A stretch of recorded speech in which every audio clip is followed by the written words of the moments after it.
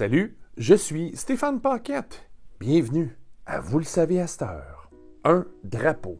Selon le dictionnaire Le Robert et lu par un certain Monsieur Robert, un drapeau est défini comme une étoffe attachée à une hampe portant les couleurs, les emblèmes d'une nation, d'un groupement, d'un chef, pour servir de signe de ralliement, de symbole.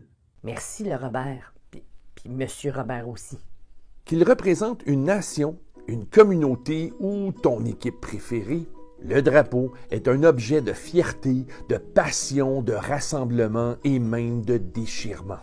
Le 30 septembre 2021, lors de la toute première journée de la vérité et de la réconciliation au Canada, un tout nouveau drapeau a été dévoilé.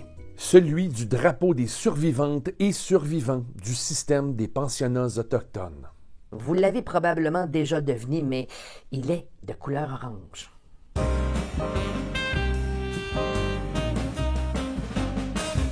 All right. Le drapeau des survivantes et survivants se veut une expression de commémoration visant à rendre hommage aux survivantes et survivants des pensionnats autochtones et à toutes les vies et les communautés touchées par le système des pensionnats autochtones au Canada. Le drapeau a été conçu durant une période de 6 semaines de consultation, de discussion et de collaboration avec des survivantes et des survivants de tout le pays. Des Inuits, Micmac, Atikamekw, Cris, Ojibwe, Dakota, Mohawk, Dene, Nutchatnut, Secwepemc et Métis survivantes et survivants ont participé à la création du drapeau. Chaque élément représenté sur le drapeau a été soigneusement choisi par ces survivantes et survivants. Permettez-moi de vous présenter chacun de ces éléments. Le premier élément est celui de la famille. Certaines personnes voient les adultes comme nos ancêtres qui veillent sur nous, d'autres les voient comme des parents, ce qui montre que des familles entières ont été déchirées. On peut aussi comprendre dans l'image que la famille est réunie dans une forme de guérison.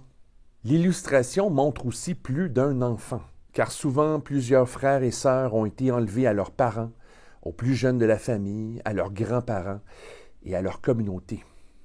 Les cercles blancs au bas du drapeau représentent les semences dans le sol. Elles représentent l'esprit des enfants qui ne sont jamais rentrés chez eux.